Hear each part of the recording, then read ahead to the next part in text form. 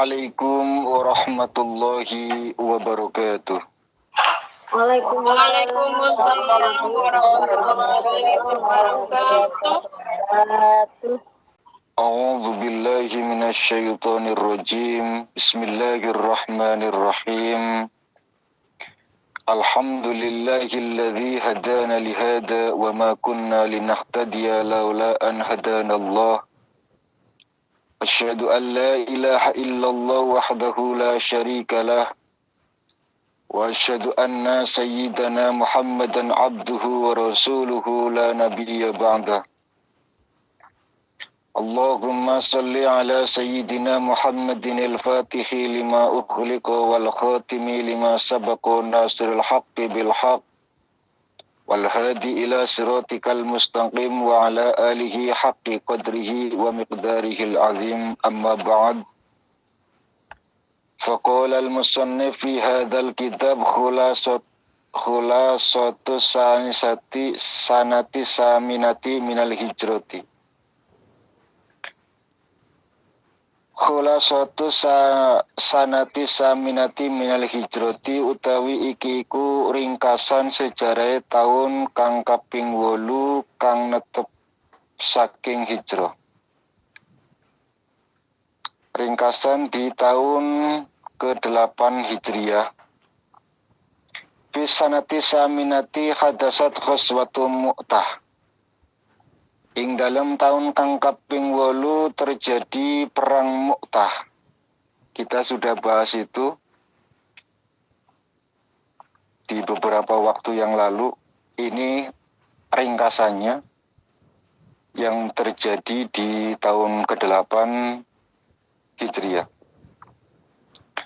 Wa qutila fiha ru'asarul jaisi, yang mana pada perang Mu'tah itu para pemimpin-pemimpin Islam, para komandan perang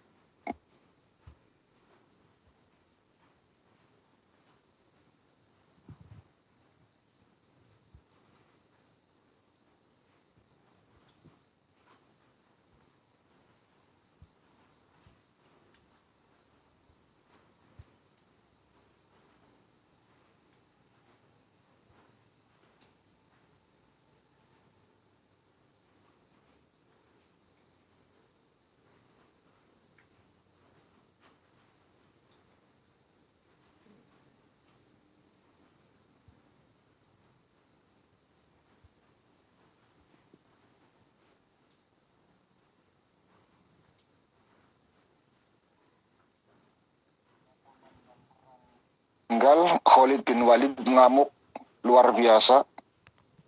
Wa khalasal jaisa al-islamiyya minhum, sehingga keterkepungan umat Islam dapat diloloskan atas jasa kepemimpinan Khalid bin Walid.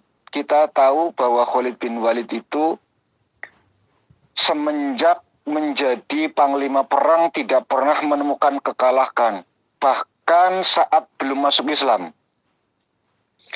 Jadi notabene Khalid bin Walid itu memang seorang jenius, seorang pintar, seorang panglima perang sebelum masuk Islam. Ketika ekspedisi, tetap yang diraih oleh Khalid bin Walid dengan pasukannya itu kemenangan. Maka ketika masuk Islam pun, Khalid bin Walid ketika pegang bendera komando menjadi panglima perang, itu menemukan kemenangan. Tidak bisa dibayangkan ketika saat umat Islam dikepung oleh tentara Rom, orang-orang Roma. Perang Mu'tah itu perang dengan orang-orang Roma, yang jumlahnya itu tidak sebanding.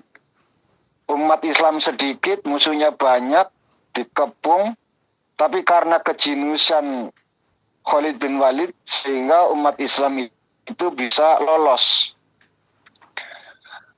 Tentu kita sudah lewati ini, tapi saya ingin ulas balik sebagai hazanah buat kita. Sebagai seorang ahlu sunnah wal jamaah yang kadang kita tidak tegas untuk menentukan hukum.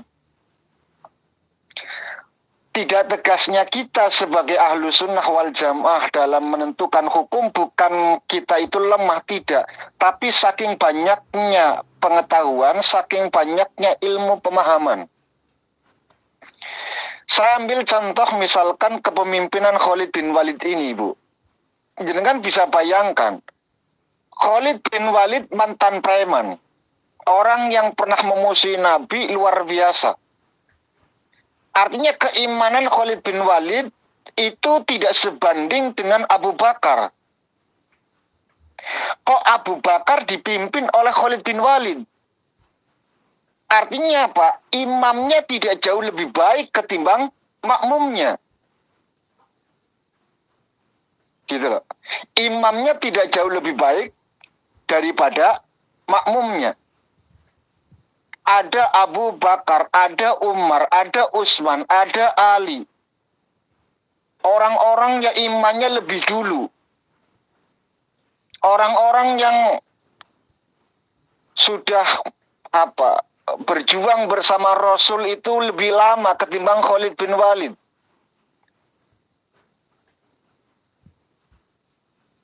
Abu Bakar ketika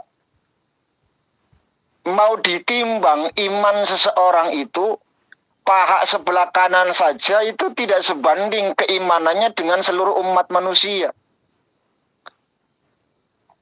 Puncaknya nanti setelah tahun ke-9, Bu.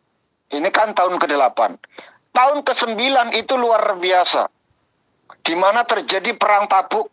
Nah, tapi nanti saya nyerempet sedikit saja. Kita masih di tahun ke-8.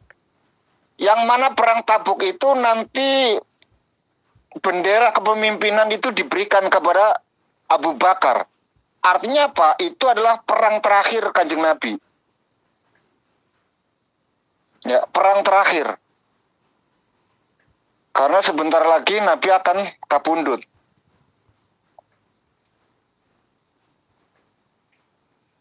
Ini yang menjadi salah satu asbabun nuzul ayat atiullaha wa atiur rasul wa ulil amri minkum. Ayat ini sering dipakai presiden itu pemimpin bagi negaranya. Gubernur itu pemimpin ya bagi provinsinya. Camat untuk kecamatannya, bupati untuk kotanya, lurah untuk desanya, RW RT untuk warganya. Bahkan seorang laki-laki untuk keluarganya, yaitu suami untuk keluarganya. Sebenarnya ayat ini, kata Imam Nawawi Al-Bantani, itu nggak ada kaitannya. Cek jenengan, silakan kalau nggak percaya di Tafsir Munir, karangan kitab dari Syekh Nawawi Al-Bantani. Beliau mengartikan ayat ini melihat dari asbabun nuzulnya nggak ada kaitannya.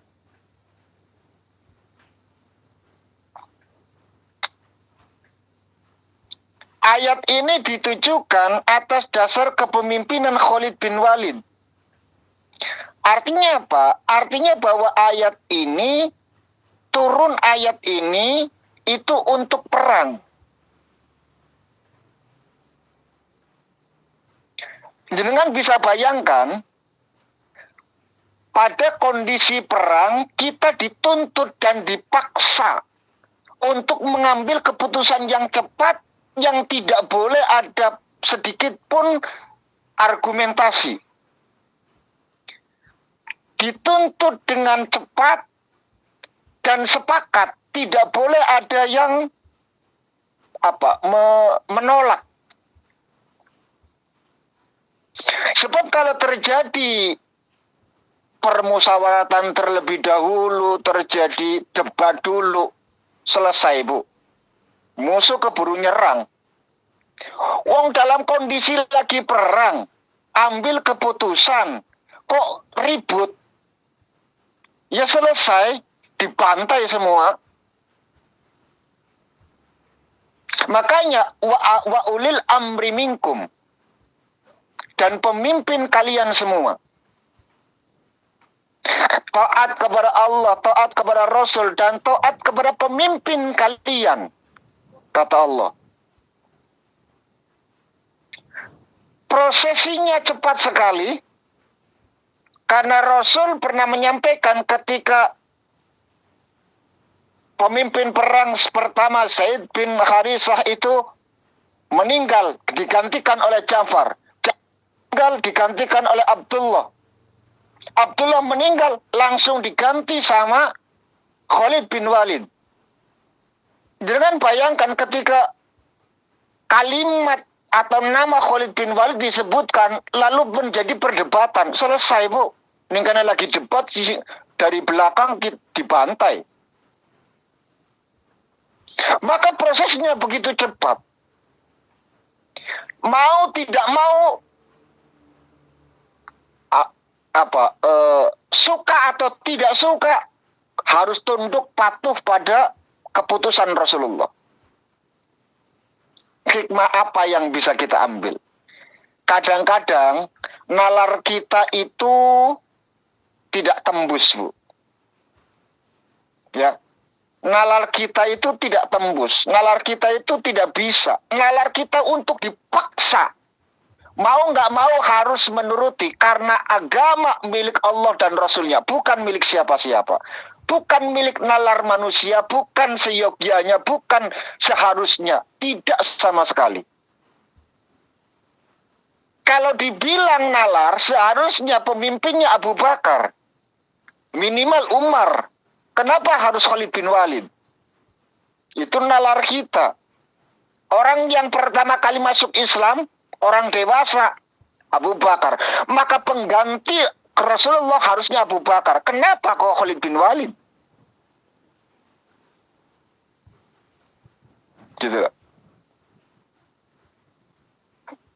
Ini apa namanya? Satu khazanah buat kita, wawasan untuk kita gitu loh. Makanya tadi di awal mukaddimah saya mengatakan kadang-kadang hukum kita tidak tegas. Ya, hukum kita tidak tegas. Sampai detik ini pun kadang-kadang bahasa Marsail itu masih menjadi perdebatan, walaupun tidak ada satupun yang menghalalkan bunga bank. Nggak ada satupun. Tapi mau mengharamkan, pikir-pikir Bu. Ya, pikir-pikir. Apalagi terjadi inflasi segala macam. Ya banyak yang mengharamkan. Ya, tapi mau menghalalkan, ya pikir-pikir gitu loh. Mau menghalalkan, ya pikir-pikir juga. Sejatinya bunga bank ini riba atau tidak? Coba saya ajak kalian untuk berpikir. Kalimat ahalallahul bai'a wa harramar riba contohnya. Dihalalkan jual beli, diharamkan riba. Pertanyaannya adalah, asbabun nuzul ayat ini turun itu apa? Apa yang dimaksud riba? Terjadi kekurangan pangan, orang yang nggak bisa makan, Bu. Datang sama orang yang punya, lalu pinjem duit. Pinjem duit 10.000 untuk makan hari ini. Oke? Untuk makan, saya bilang untuk makan, bukan untuk usaha. Pinjem duit 10.000 untuk hari ini makan. Lalu kata yang punya duit, oke, nanti kembalikan 12.000. Ini sudah nggak di luar, ini sudah di luar nalar, Bu. Wong untuk makan saja hari ini nggak bisa kok disuruh mengembalikan 12.000 besok. Gimana caranya begitu loh? Wong hari ini saja nggak bisa makan, pinjem duit untuk makan. Kok besok disuruh mengembalikannya 12.000? Dikembalikan 10.000 saja, kempas-kempis, apalagi ditambah 2.000. Sing diareni anake uange mana? Ini yang dimaksud riba. Kasusnya untuk makan. Pertanyaan berikutnya. Yang pinjem bank, orang kaya apa orang miskin, Bu? Saya tanya sama jamaah. Yang pinjem duit di bank orang kaya apa orang miskin? Orang kaya, Orang kaya. Kebetulan kemarin sore saya itu baru didatengin bank dari Bank Jateng, Bu. Kemarin persis jam 4 saya didatengin bank menyodorkan selembaran. Ini apa? Barangkali butuh butuh dana, butuh modal, kami bisa bantu. Terus saya bilang, saya nggak pernah ambil kayak gini, saya bilang. Dan kayaknya enggak lah. Syarat di antara itu saya baca ada anggunannya, sertifikat. Artinya apa? Orang miskin nggak mungkin bisa pinjem bank, Bu. Karena anggunannya itu harus ada BPKB, sertifikat, semacam-macam. Artinya kertas berharga. Orang miskin nggak mungkin punya kertas berharga, Bu. Pinjem mereka itu bukan untuk makan, tapi untuk mengembangkan usaha. Itu yang menyebabkan rodok pelo mau menghalalkan itu rodok pelo. Jadi antara halal haram wis bulat ngono terus, Bu. Bulat, wis pasti bulat.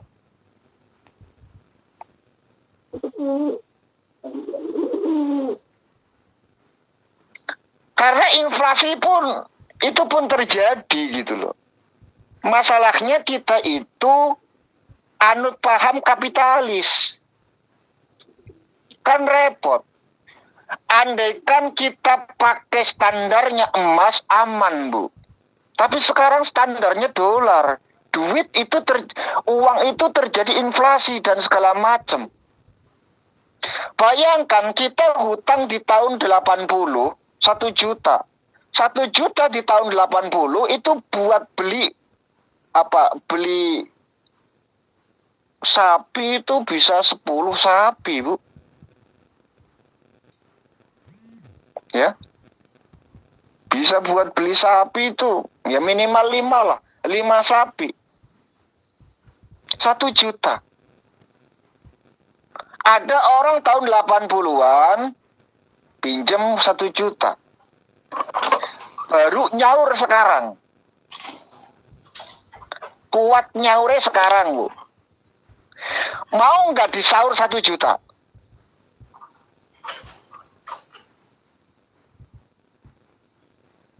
Satu juta dapat apa? Cempek ora oleh, Bu. 1 juta saiki. Cempek, ngerti cempek kan? Anak wedus yang masih kecil itu. Cempek sekarang itu 1,2, 1,5. Cempek loh.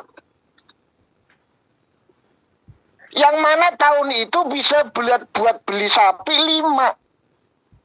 Sapi sekarang paling murah 25 juta. Paling murah itu. Kok Bapak tahu banget ya, sebentar lagi kan Idul Adha, jadi postingan banyak sekali.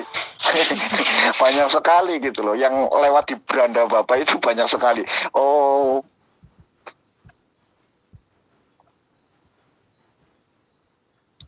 Ya nggak bisa buat beli apa-apa 1 juta. Lah sekarang kalau kalian ahalallahul bai'a wa harrama riba, berpegang teguh kepada ayat itu, oh jenengan melarat, Bu. Mesti jenengan duit 1 juta dipinjemin ke bapak. Ya, Pak, tahun 80. Nah sekarang saya sudah bisa nyaur, Bu. Matur nuwun. Tahun 80 saya kan pinjam sama jenengan 1 juta. Nih saya kembalikan 1 juta. Atas dasar apa? Ahalallahul bai'a wa harrama riba. Halal jual beli, haram riba. Sing diarani riba nyilis 1 juta mbelakna 1,5 juta. Kuwi hak riba. Pengen ora riba nyilis 1 juta mbelaknane 1 juta. Tak kembalikan 1 juta, jenengan dapat apa bayangkan? Orang li cempe, Bu. Ya harus seimbang dulu saya itu kalau 1 juta. Lah katanya riba. Karena uang itu terjadi inflasi gitu loh.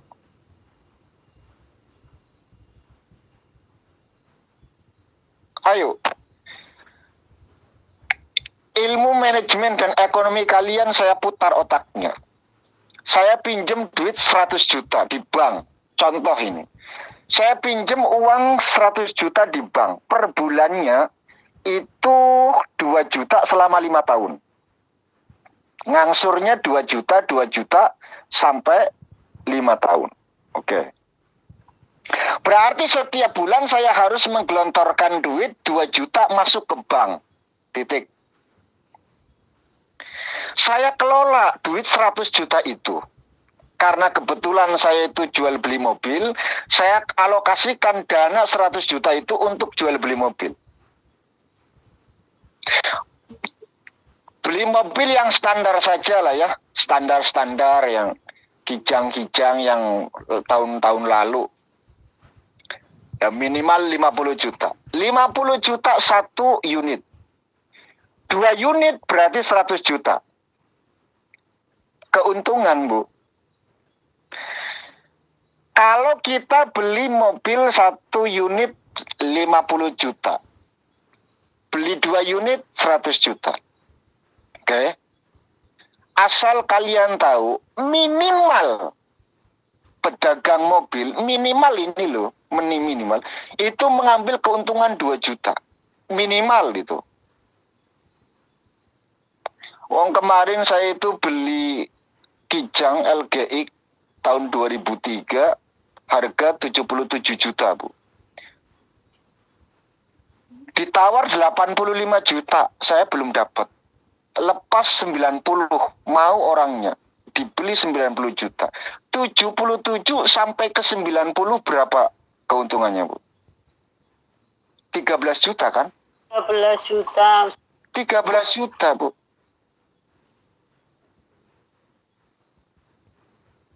Setiap bulan saya harus ngangsur ke bank 2 juta. Taruhlah 1 unitnya itu 2 juta. 2 unit 4 juta. Saya ngangsur ke bank 2 juta, saya dapat untung 2 juta. Yang rugi siapa?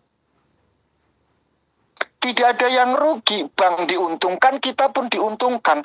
Karena setelah 5 tahun kemudian, uang 100 juta itu milik saya.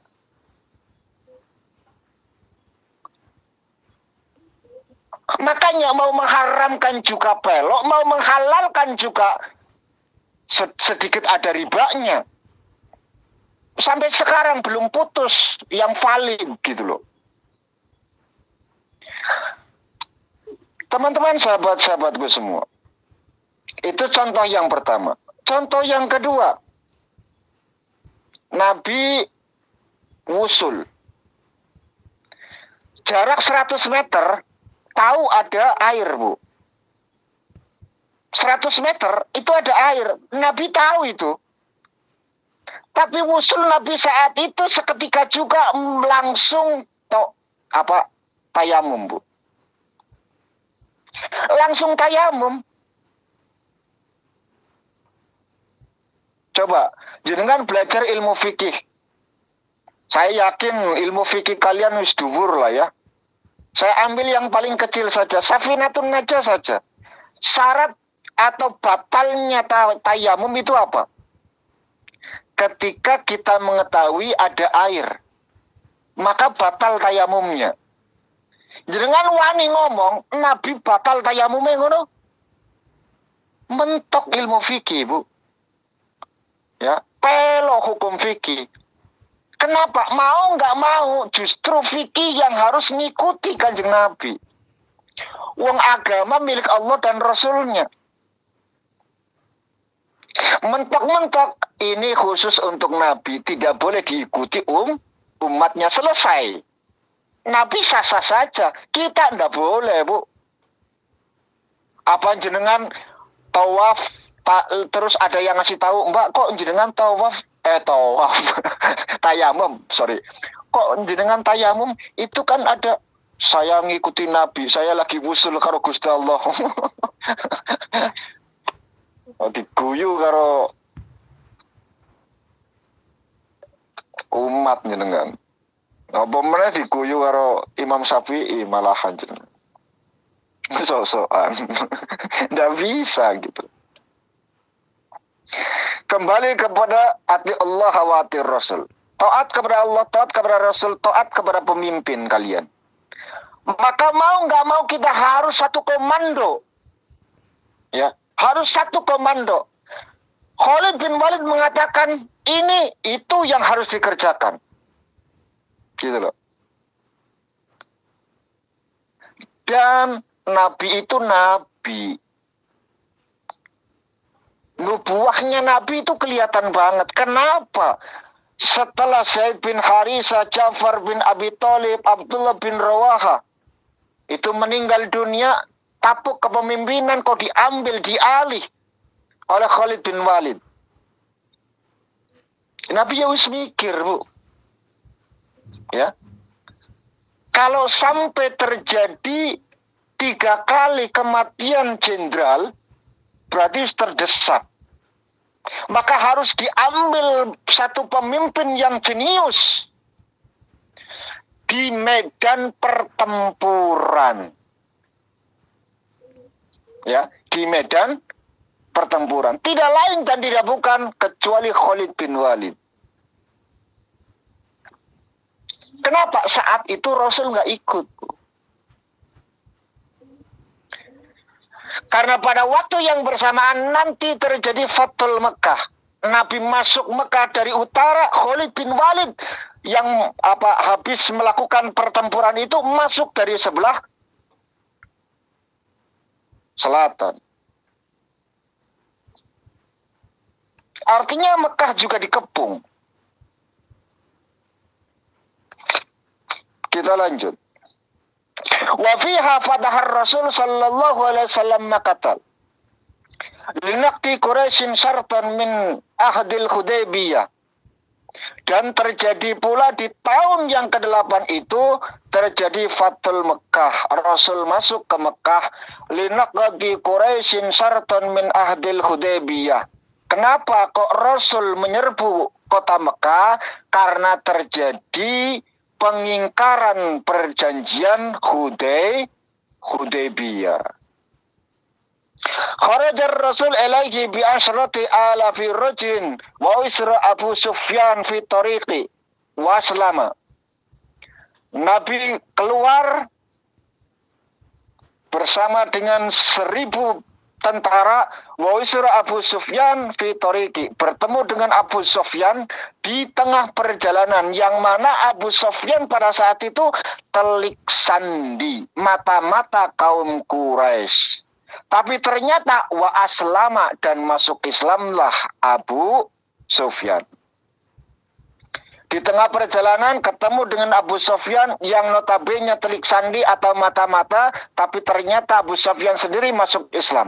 Walakiyar Rasul sallallahu alaihi wasallam ammuhu Abbas fi tariqin. Di tengah perjalanan pun bertemu dengan pamannya, yaitu Abbas. Abbas ini, Bu, yang nanti umurnya paling dawa, Bu. Sampai anak putune ke dolanan gegere. yang pada lubang-lubang karena saking banyaknya tusukan tombak dan panah segala macam. Karena nanti Abbas ini didoakan oleh Rasul. Ya, didoakan uripe makmur, barokah, panjang umurnya. Ditoriki di perjalanan, yang mana Abbas ini sudah berniat mau masuk Islam, Bu. Ya. Sudah mau masuk. Wa qad kharaja fi Makkah musliman. Karena sudah punya niat untuk masuk Islam. Wa raja'ahu, dan kembali untuk ke Mekah bersama Kanjeng Nabi. Walaqiya aidun Abu Sufyan bin al-Haris, Abdullah bin Umayyah, dan ketemu juga Sufyan bin Harisah, Abdullah bin Umayyah. Fa aslama, keduanya pun masuk Islam. Wa dakhala Rasul sallallahu alaihi wasallam Makkah min akhlaha.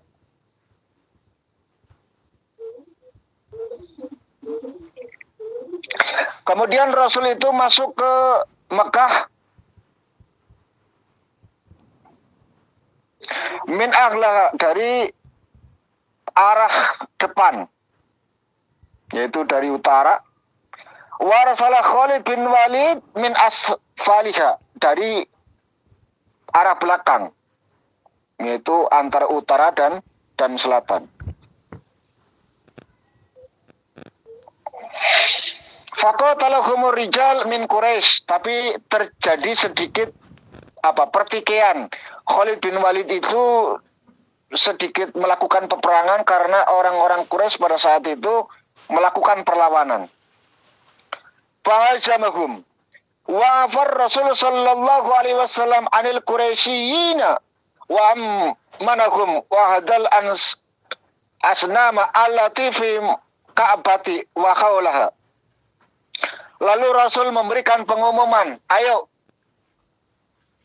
siapa yang masuk ke rumahnya Abu Sufyan aman. Siapa yang menutup pintu rumahnya rapat-rapat aman. Artinya tidak diapa-apakan, tidak diperangi. Orang tua, anak kecil, perempuan aman. Kecuali mereka yang melakukan perlawanan.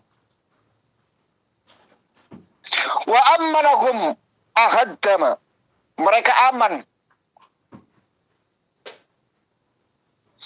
Wa haddamal asnaf allati fi Ka'bati wa haulaha, dan Nabi merobohkan seluruh berhala-berhala di sekitaran Ka'bah.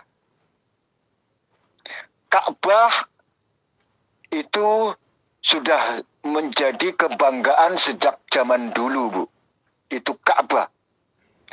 Hatta menjadi kebanggaan orang-orang Quraisy, orang-orang musyrik.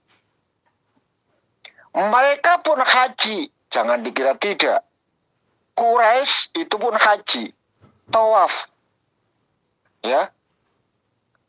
Orang-orang Quraisy, orang-orang musyrik itu pun melakukan ibadah haji. Mereka ya tawaf di Ka'bah.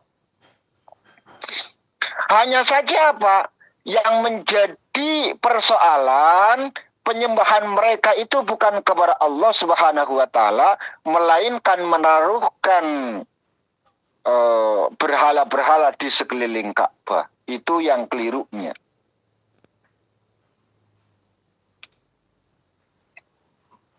Makanya saya selalu ajarkan sama anak-anak di sana.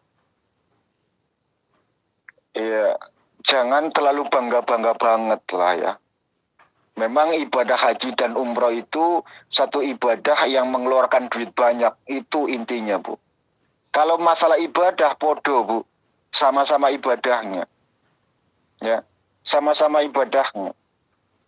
Kalau kita terlalu bangga diri karena bisa berangkat haji dan umroh, kasihan mereka. Mereka yang tidak punya apa-apa. Ya. Mereka yang tidak bisa umroh dan haji. Ya, selalu mengatakan ibadah ke padha wae. Bedane mukur ke nganggo ibadah ke larang ke murah ngono tok. Ning kono ya tawaf, ning kene jenengan ya tahajud, padha wae. Sama-sama ibadah. Ya, minimal satu, ngerem hadun nafsi orang yang berangkat. Yang kedua, memberikan kegembiraan untuk orang-orang yang tidak mampu. Gitu loh. Yang tidak mampu berangkat umroh dan haji.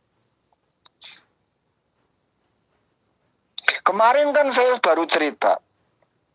Anakku kemarin itu berangkat, lalu bangga cerita bisa cium Hajar Aswad. Mencium Hajar Aswad. Jangan bayangkan Hajar Aswad itu penuh dengan minyak, Bu. Selalu disemproti minyak wangi. Wangi luar biasa. Dalam keadaan pakai ikhram, batal loh, Bu. Batal. Lagi pakai ikhram, lagi tawaf. Kan syarat berikhram kan tidak boleh pakai wewangian. Ngemek sing wangi-wangi kan batal hukumnya. Ya kan? Aku yang mukur mesem tok, yo bagus aku ngomong tok. Ya, tapi jero ati Gusti di sepuro Gusti diterima mawon Gusti ibadah wong ora paham. Saking senengnya, saking banggane bisa pegang apa Hajar Aswad, bisa mencium Hajar Aswad. Tapi ya sing paham ke sing ketar-ketir kan, sing paham sing merem-merem, Bu. Dan jenengan kan bangga, misalkan jenengan ditakdir umroh, terus bisa pegang Ka'bah, terus bisa cium Hajar Aswad, kan bangga banget. Tapi jenengan mungkin lupa saat itu lagi pakai ikhram. Oh, ini kayaknya sing merem-merem, paham. Dengan pedenya cerita karo gurune, Pak, alhamdulillah, saya itu seneng banget bisa cium Hajar Aswad. Ini kayaknya merem-merem. Aduh, polahmu. Kita lanjut.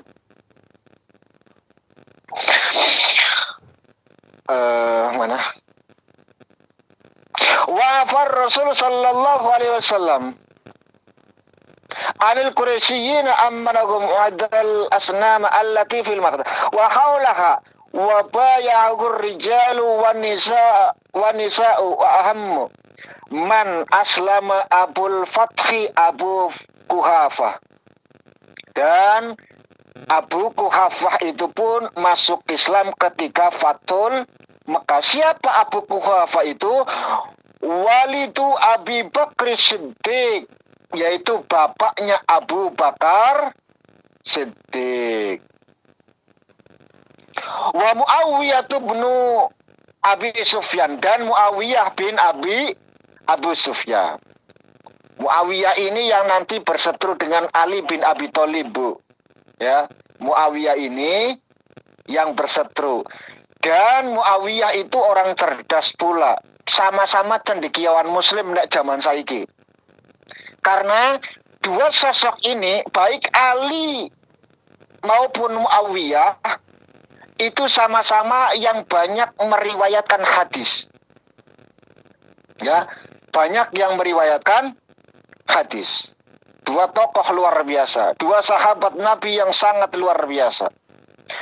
Wa fi hadis sanati hadasat ghazwatu Hunain wa Taif, dan kemarin baru kita jelaskan di tahun ini pula, tahun 8 ini pula terjadi perang Hunain dan Taif. Sar Rasul sallallahu alaihi wasallam ila Hunain kita qabilatai Sakifin wa Hawazin wa ma'hu 20 alfan wa qataral muslimina bi kasrati adadihim fan hazamu wa sabatar Rasul sallallahu alaihi wasallam ma'a jama'atin min ashabihi summa rajal muslimuna wan hazamal musyrikuna ba'da an kutila minhum aqsaru min 70 rajulan wa usira kasiratan wa subiyat nisa'uhum wa dhara riyuhum wa amwaluhum summa saran nabiyyu sallallahu alaihi wasallam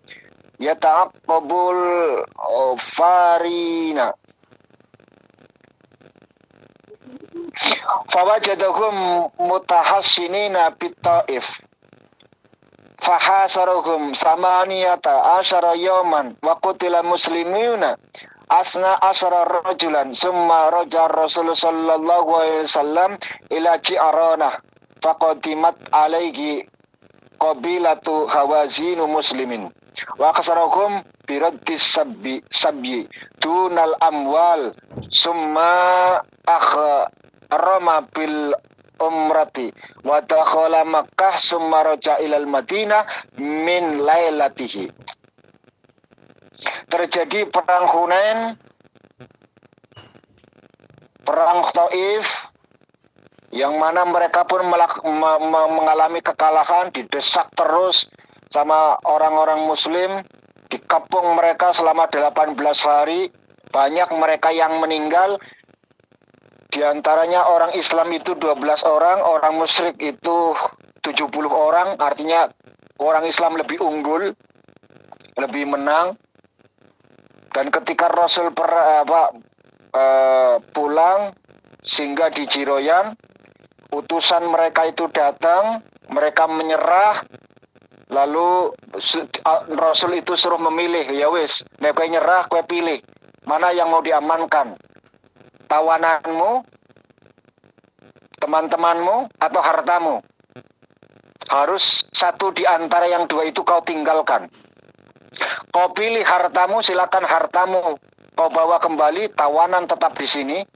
Atau kau pilih tawananmu, silakan tawanan itu kau bawa, harta tinggalkan. Ternyata mereka memilih teman-teman mereka. Ibu, orang-orang musyrik aja antusias lebih memilih teman daripada harta. Harta mereka tinggalkan. Suka memilih teman-teman mereka. Gitu.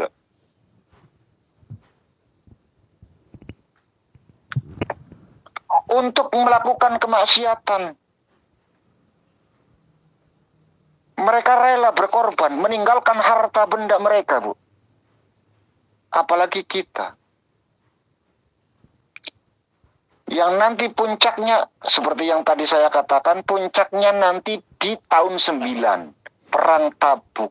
Karena perang Tabuk itu akan menghadapi bala tentara dari Roma sebagai pembalasan dari tentara Rom.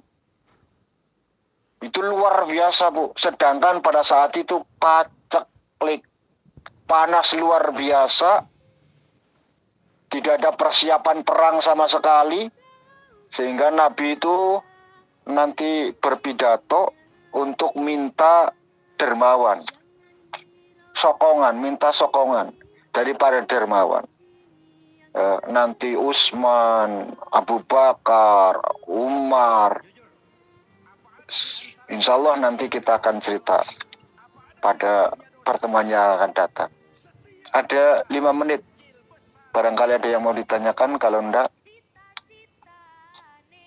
saya akhiri, saya tutup. Jadi itu ringkasannya di tahun ke-8.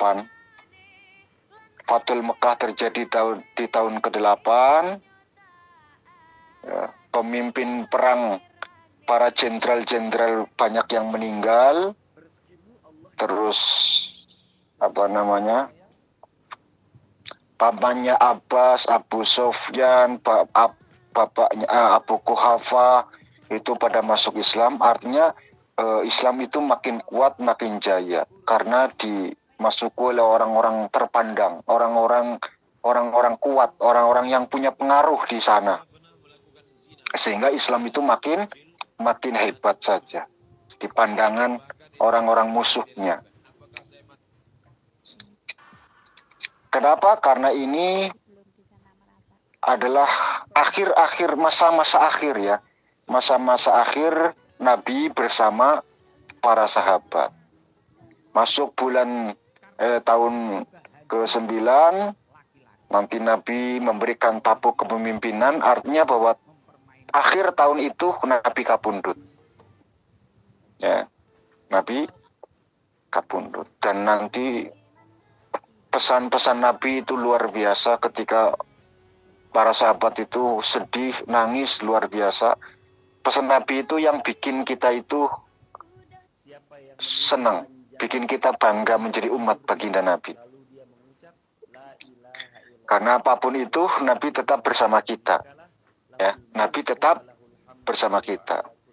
Secara lahiriah Nabi nggak sama kita, Bu. Secara lahiriah, karena Nabi sudah pulang menghadap Allah Subhanahu wa taala. Tapi secara hakikat Nabi masih bersama kita. Ada pertanyaan? Ya, Pak. Iya, monggo. Assalamualaikum warahmatullahi wabarakatuh. Waalaikumsalam warahmatullahi wabarakatuh. Saya Lili Sulastri dari kelompok Anggrek Merah, nggih, Bapak. Iya. Berbicara soal harta tadi, kalau harta itu menjauhkan kita dari misalnya ngaji, pokoknya yang berurusan dengan akhirat itu bagaimana? Bahkan kalau sudah misalnya kita diberi oleh Allah rezeki yang melimpah, lebih banyak lah intinya dan itu membuat kita ngajinya kelendran. Misalnya kita kan di sini ada wandewan jus gitu, jadi wandewan jusnya itu kelendran, cuman apa ya, Bah ya. Intinya yang seperti itulah, Bah ya. Menjauhkan kita dari urusan akhirat. Yang seperti itu bagaimana, Bah? Atas jawabannya saya mengucapkan banyak terima kasih. Wassalamualaikum warahmatullahi wabarakatuh. Waalaikumsalam warahmatullahi wabarakatuh. Di Muqaddimah saya sudah menyampaikan bahwa kita itu kadang-kadang nggak tegas untuk menjawab sebuah persoalan. Kita nggak bisa juga mengatakan bahwa mereka itu disibukkan karena urusan dunia, karena kita tidak tahu hakikatnya, Bu. Ya, kita nggak tahu hakikatnya. Yang kita lihat kan kasat mata. Ya, yang kita lihat kasat mata. Dan itu belum tentu hakikat seperti itu. Ada dua contoh yang ingin saya sampaikan untuk menjawab pertanyaan ini. Pertanyaan pertama saya akan ajarkan tentang ilmu hakikat. Kadang kita tertipu oleh pandangan mata kita. Seorang laki-laki masuk wayai peteng maghrib, hujan, ngaubu, menepi, ngaub, di warung. Kebetulan si warung itu penunggunya janda cantik. Oke, randa, ayu. Ini pemuda gagah luar biasa, marung. Sambil nunggu hujan reda ngopi. Umum, Bu, nek wayai udan kebelet pipis. Umum kan? Umum. Oke. Selang kemudian si pemuda itu bilang sama tukang warung, "Mbak, ada kamar kecil ndak? Kamar mandi?" Oh, ditunjukkan di belakang. Masuk ke belakang. Pipis. Saat pipis lampu mati, Bu. Lampunya mati. Setelah mati, selesai pipis, dia keluar. Si perempuan ini, penjaga warung ini, yang pemilik warung ini, mau masuk, mau ngambil korek di belakang. Karena gelap, papasan, tabrakan, brek, jatuh, Bu. Perempuannya di bawah, laki-lakinya di atas. Kebetulan tukang ronda lewat. Lampu nyala, jepret. Yang dilihat tukang ronda itu apa, Bu? Mereka berbuat mesum. Wong nyata-nyata perempuannya di bawah, laki-lakinya di atas. Semua tukang ronda, 4-5 orang di sana menyaksikan kejadian tersebut. Mereka yakin mereka berbuat mesum. Kadang mata kita tertipu, Bu. Padahal nggak ada tujuan itu. Wong yang satu habis dari belakang, mau habis pipis mau balik ke depan, yang dari depan mau ngambil korek ke belakang. Brek, jatuh. Satu, pandangan mata kita kadang tertipu. Itu yang pertama. Saya ajarkan ilmu hakikat. Tidak semuanya seperti itu. Yang kedua, Nabi lagi taklim, Nabi lagi ngaji. Datang seorang pemuda bawa cangkul. Lewat begitu saja. Ini Nabi lu sing ngaji, kudu alan. Alan lagi ngaji, orang melalu lalang nggak masalah. Si alan ini Ini Nabi. Kalau Nabi mesti bener ya, Bu. Mesti bener ya. Lalu para sahabat itu mencela pemuda yang bawa cangkul tersebut. Cilaka itu orang. Wong Nabi lagi ngaji, lagi taklim, kok orang welu ngaji. Nabi tersenyum mendengar kalimat itu. Ojo dilaknati, ceritanya Nabi. Ojo dilaknati. Piye-piye, bagaimanapun, dia juga sedang mengamalkan apa yang saya ajarkan. Kalian masih kalian masih teori, dia sudah praktek. Dia lagi mencari nafkah untuk keluarganya. Mencari nafkah wajib hukumnya. Ya kan? Mencari nafkah wajib hukumnya. Mungkin di rumah ada seorang ibu yang sudah tidak bisa berbuat apa-apa, sehingga dia harus bekerja untuk memberikan makan orang tuanya. Mungkin di rumahnya ada anak kecil yang masih menyusui, yang ibunya harus diberikan asupan supaya air asinya itu keluar. Dia sudah praktek, kalian masih teori. Maka jangan dilanati. Nanti kalian keluar dari sini pun kalian akan melakukan hal yang sama. Dua jawaban ini mudah-mudahan dapat kita pahami.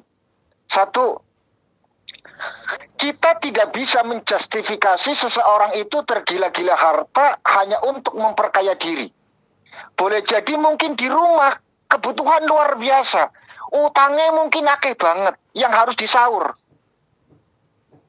Ya kan? Melakukan itu bagian dari kewajiban. Jadi ibadah itu bukan hanya ngaji. Ya, bukan hanya ngaji. Mencari nafkah itu pun bagian dari syariat agama. Gitu loh. Artinya jangan kita memvonis terlebih dahulu wong kok kedunyan. Jangan dulu. Kita cari tahu dulu kenapa dia itu sudah nggak mau one day one juice lagi. Apakah sudah cukup amalnya? Atau tidak? Atau memang dia itu kedunyan? Hakikatnya memang seperti itu gitu loh. Ya kan? Itu yang pertama. Yang kedua, kalau memang dia itu rodok blinger seperti yang dialami oleh Korun itu kaya didoakan oleh Musa. Artinya apa? Korun diperkaya oleh Allah Subhanahu wa Ta'ala bukan atas kecerdasannya. Tapi apa jawaban Korun? Korun mengatakan nggak ada kaitannya dengan Tuhan. Ini karena aku pintar, kalian bodoh. Aku pintar sehingga saya bisa memanage seluruh harta, sedangkan kalian bodoh sehingga kalian itu menjadi melarat. Allah tersinggung, ditenggelamkan itu dunia. Jadi ini sekaligus menjawab satu, orang-orang yang sudah tidak one day one juice. Ya. Apakah kalian itu terbengkalai one day one juice-nya hanya gara-gara kalian itu terlalu mementingkan urusan dunia yang tidak ada kewajiban lain? Saya ulangi, yang tidak ada kewajiban lain yang bisa menjadi alasan untuk bisa diterimanya perilaku itu.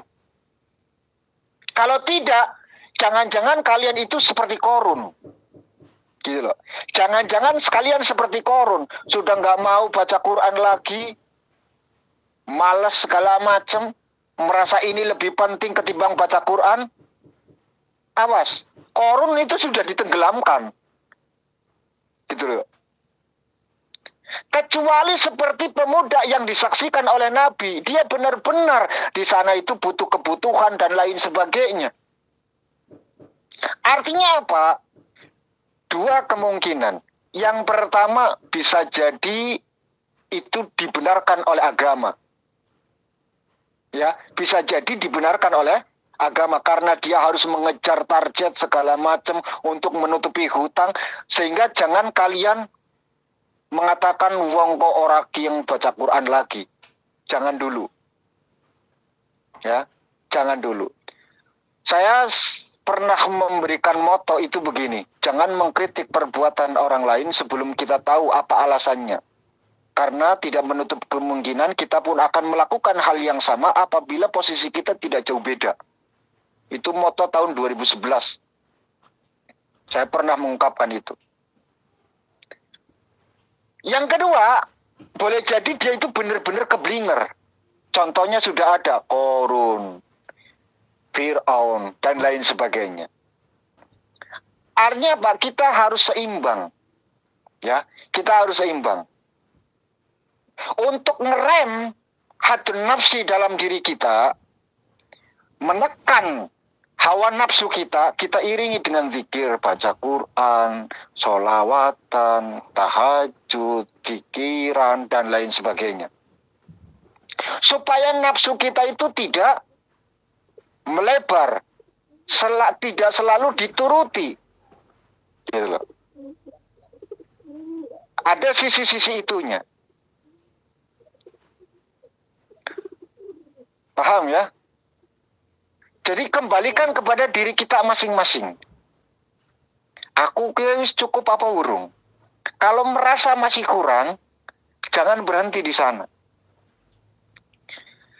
Terakhir, harta kekayaan yang dimiliki atau yang dititipkan oleh Allah Subhanahu wa taala adalah hakikatnya untuk perjuangan.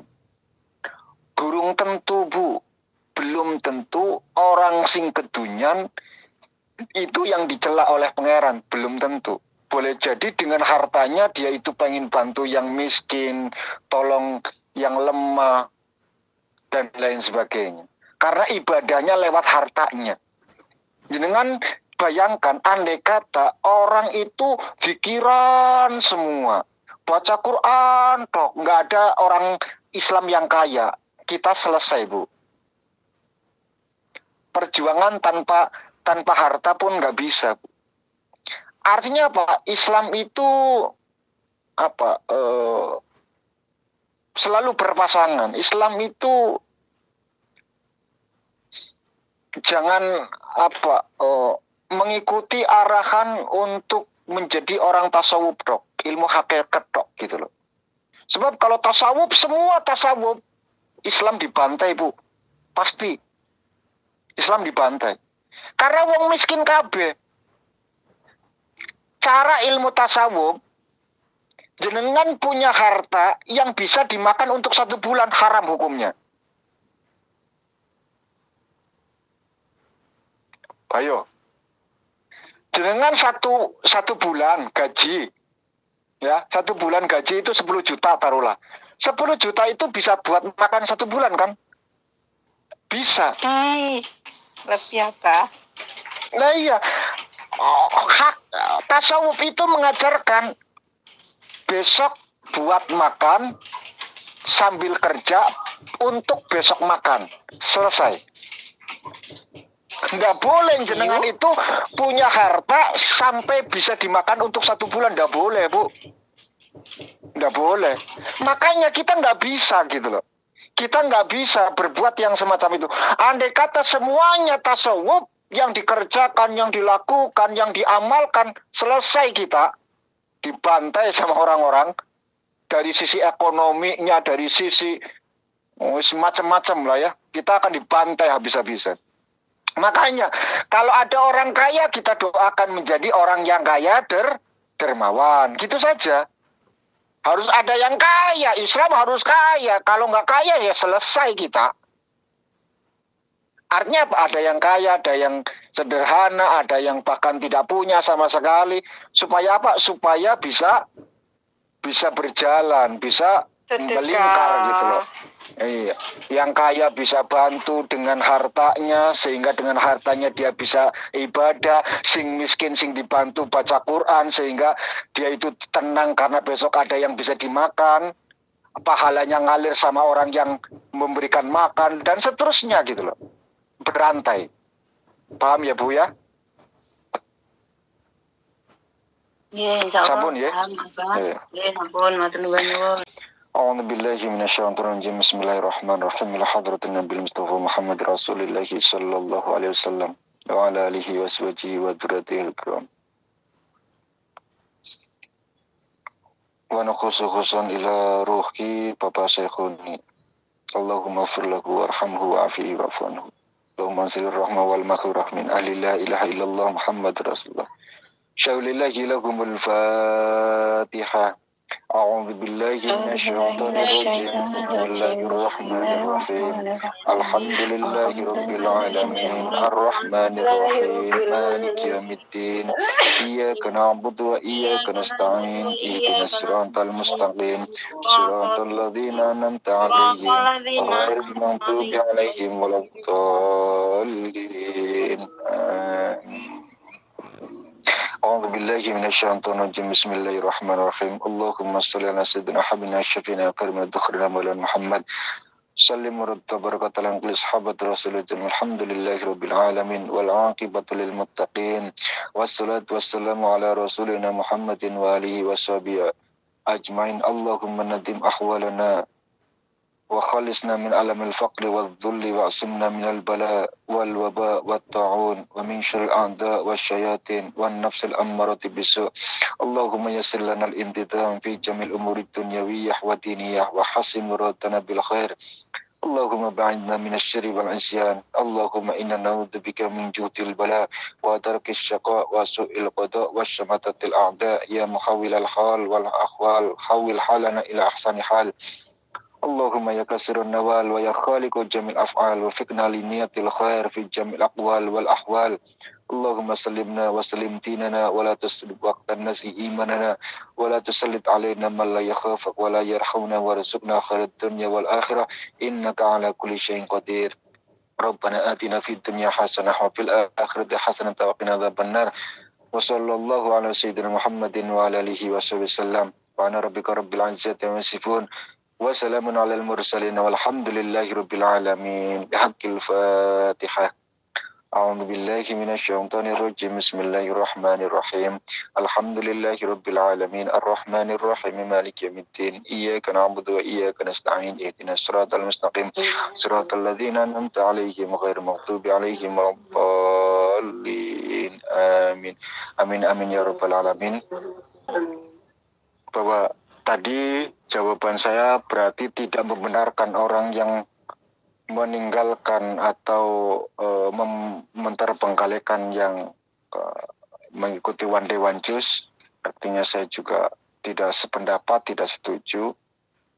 Tentu harus ada alasan yang bisa membenarkan itu. Ya, artinya bahwa apapun itu kita tetap harus selalu membersihkan hati kita lewat pikiran itu sebagai rem supaya kita tidak kebablasan hubbud dunya. Wal akhiran subhanakallahumma bihamdika asyhadu an la ilaha illa anta astaghfiruka wa atubu ilaik. Akhiru da'wana walhamdulillahirabbil alamin. Wassalamualaikum warahmatullahi wabarakatuh.